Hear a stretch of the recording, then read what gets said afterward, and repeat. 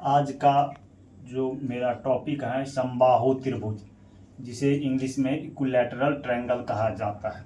सबसे पहले हम लोग एक समबाहु त्रिभुज का फिगर ड्रॉ कर लेते हैं, जैसे कि हमने बोर्ड पर पहले से ड्रॉ किए हुए हैं। इसका नामकरण भी कर लिए हैं ABC। देखिए, समबाहु त्रिभुज कहेंगे किसे? तो जिस त्रिभुज के तीनों भुजा आपस में बराबर होता है उसे समबाहु त्रिभुज कहते हैं। यानी तीनों भुजा क्या होगा? बराबर होगा।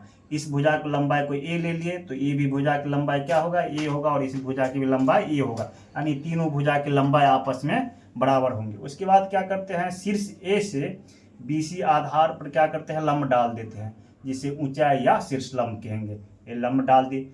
AB लंब जो है वो BC भुजा को क्या करेगा? समद्विभाजित करेगा। यानी पूरा क्या है? A है तो ये क्या हो जाएगा? BD का लंबाई कितना होगा? A/2, और DC की लंबाई क्या होगा? A/2। उसके बाद समबाहु त्रिभुज का परिमाप क्या होता है? तो 3 गुने भुजा। हम पिछले वीडियो में भी बताए थे कि परिमाप का मतलब क्या? सभी भुजाओं का योग। तो भुजा प्लस भुजा प्लस भुजा, तो 3 गुने भुजा। समबाहु त्रिभुज का क्षेत्रफल क्या होता है? √3/4 गुने भुजा स्क्वायर। अब हम लोग एक इम्पोर्टेंट पॉइंट पे डिस्कस करने जा रहे हैं। क्या? कि समबाहु त्रिभुज का शीर्ष लंब आधार को क्या करता है? समद्विभाजित करता है। यानी कि ये जो AD है ये शीर्ष लंब हो गया, ये आधार BC को क्या करेगा? समद्विभाजित करेगा, यानी 2 बराबर भाग में बांटेंगे। समबाहु त्रिभुज का शीर्ष लंब भुजा का √3/2 गुना होता है। यानी कि समबाहु त्रिभुज का शीर्ष लंब जो AD है ये इस भुजा का क्या होगा? √3/2 गुना होता है। अर्थात समबाहु त्रिभुज का शीर्ष लंब √3/2 गुने भुजा, ऐसे हम लोग कह सकते हैं। हम लोग जानते हैं कि त्रिभुज का क्षेत्रफल क्या होता है? 1/2 गुने आधार गुने ऊंचाई होता है। तो ये बात समबाहु त्रिभुज के लिए लागू होता है कि नहीं, हम लोग देखेंगे, क्योंकि हम लोग ने समबाहु त्रिभुज का क्षेत्रफल √3/4 गुने भुजा स्क्वायर पर है।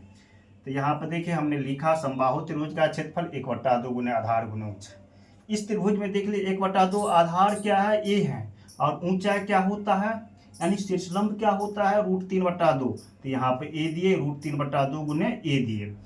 यानी √3 को 1 को गुना करेंगे तो √3 होगा, A और A को गुना करेंगे तो A स्क्वायर होगा, और 2 को गुना करेंगे तो 4 होगा। तो यानी कि समबाहु त्रिभुज का क्षेत्रफल हम लोग 1/2 गुने आधार गुने ऊंचाई भी कह सकते हैं। आप लोग को वीडियो अच्छा लगा हो तो वीडियो को लाइक करें, शेयर करें।